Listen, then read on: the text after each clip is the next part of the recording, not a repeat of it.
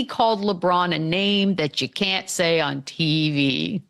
Yeah. Are you buying that? No, I'm not buying that. I saw the clip of those guys talking on the pod, and I think Mario Chalmers was serious. You know, we saw that blow up on TV in the huddle. So he was serious. It's hard to get kicked off a team when you win a championship and you're a free agent and they just don't bring you back. I think Dwight was just being funny, adding on to the story when he said this. But no, how can you get kicked off a team when you're a free agent and y'all win a championship? You're just not coming back. That's not being kicked off of a team. But I also saw, like I said, I saw this. I saw the context of it. I think he said it in jest as a joke to be funny. I thought Mario Chalmers was being dead serious because we saw that play out. Yeah, we saw that play out, but I don't think that's the reason that the Lakers didn't bring him back. I love it. I just love it anyways. Chandler, why are you just laughing?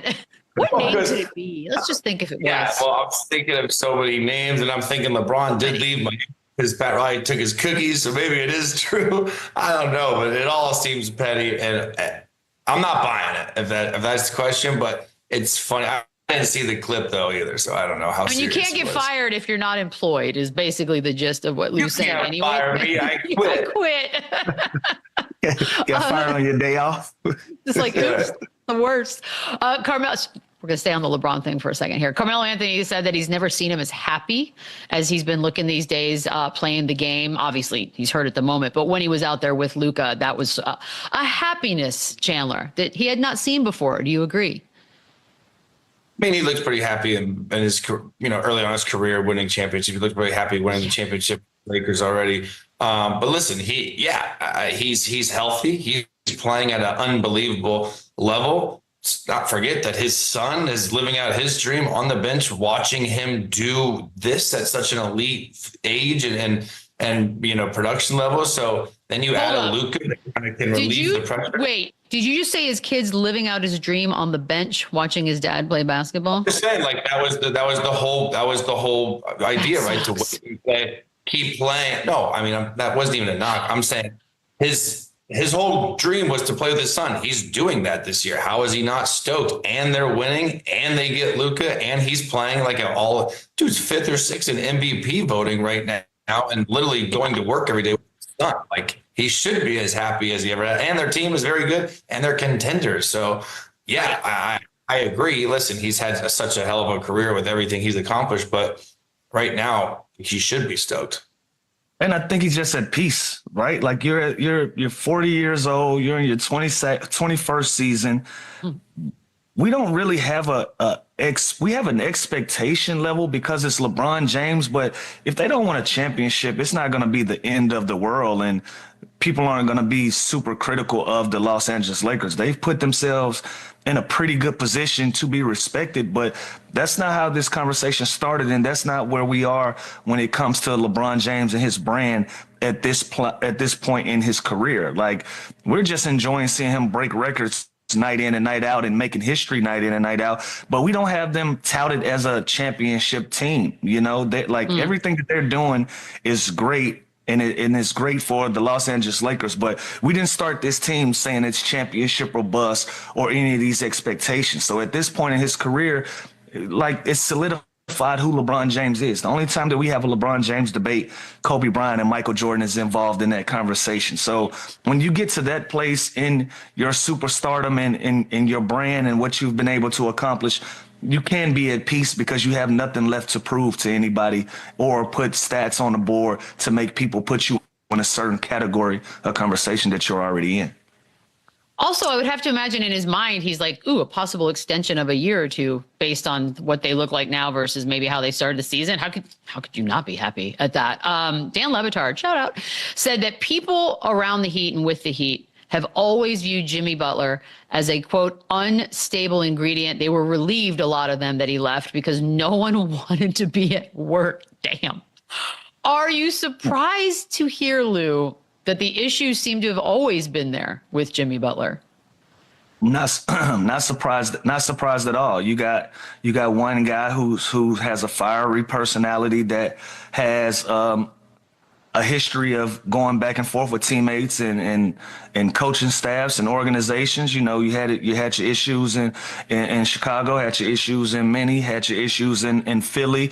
And then on the flip side of that coin, you have an organization who has a term heat culture where they're very stubborn and they're going to do things their way. And then you have a player who has always done things his way. And so once you add both of those things, it's like oil and water. How long can this last at a sustainable level where it could be a peaceful environment? And at some point it was going to run its course, and that's what happened, you know. So I'm not surprised that that at some point it was going to blow up, or even if it was brewing underneath the surface this entire time, because again, you have two sides that are very stubborn in their ways, and at some point they were going to butt heads. So no, I'm not surprised by this sentiment at all.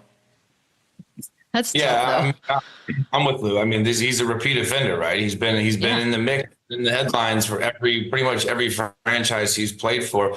And with his time in Miami, they had some success and they won some games. But you always saw the rifts. You know, I keep thinking back to the one clip of, you know, him and Spo going at it, and Udonis has him basically saying he will beat him up if he, you know what I mean? Like there's always been some fire there. And I think that's what makes Jimmy Butler who Jimmy Butler is, but that's also what kind of hurts him in a way, reputation wise and locker room wise. But there's no doubt he's a great player, but talent can only get you so far. And when you're in a situation like that with a Pat Riley, with a Spoelstra, they have their system, they have their guys, and they have their orders, and they want you to follow them. When you don't, yeah, I think they kind of can create a distraction, an unstable, you know, environment there to work in. And that's why you saw it, I think, go so sour. Clearly, all these reports were real because he was not going to play for them and they were going to move him, and they did. So I totally believe. But having people not want to be at work because of you that's a tough. I don't know what that means. That means like well, we know, like we all know people. We've worked with people who have been around or heard the stories of people who like have high turnover because no one wants to work with them. Does that mean he was like rude to like the PT and the chef, or like who didn't want to come? I don't know. I don't know. Not necessarily, but it can make the environment feel tense. So even if he's not mean to you, and I'm not talking about just him, whoever, it makes the whole thing just feel unfun. And then people are like turned off by it. Been there before. You don't have to be mean. Yes, haven't we all? We talked a little bit about De'Aaron Fox yesterday and how the firing of his coach and all that stuff, it sort of left a bad taste because he looked like he was taking the heat. I'm going to ask a very in NBA history, Lou. Do you agree with that? I already can think of, one big team, but go on. I disagree. Thank you.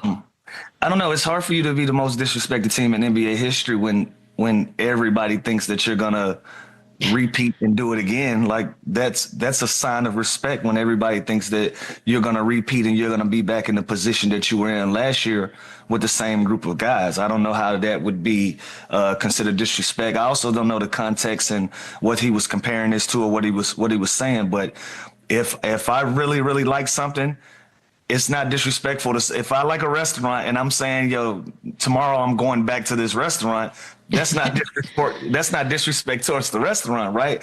Especially if the majority of people are saying the same thing. So I don't know, maybe they're not being talked about as much, but when they do get talked about, the consensus is this is the team that's going to repeat this year. So I don't know where he got to that. Yeah, I'm not buying it. The Cavs are 55-10. They could possibly win 8 games, and yet the Celtics are still the favorite to come out of the East and to win the championship. So I don't know how that's disrespect. I think that they're clearly the most trusted, respected team since training camp. It's literally, I don't think it's ever changed. It's never wavered, no matter the start that the Cavs have had, the runs that the Knicks have went on. It's always been the Celtics coming out of the East. So I disagree with this. And last year, I think they had an easy run to the path. They had a great path from injuries and certain matchups they had. But they handled their business last year, and they're the favorites to repeat. So I fully disagree with this. You know what this is, Chandler? This is the Celtics mentality, us versus everybody. Perk's trying to get the guys going. He's trying to get the people. He's trying to get the people going. That's all this is. This is us versus everybody and trying to get everybody to buy into the fact that nobody likes them. But this is the furthest thing from the truth. You know, they tried to pick apart Jaylen Brown, tried to pick apart Jason Tatum, tried to pick them apart collectively. And so they're just buying into this narrative that nobody likes them. But when we're done talking with all of that stuff, whether Jason Tatum is boring, whether JB is whatever they want to characterize him as, they're still the favorites to repeat. That's no sign of disrespect. I think every fan base feels this. If he said Jason Tatum is the most disrespected player, I could argue. I could rally around that. The Boston Celtics, everyone's been saying they're the best team all year long.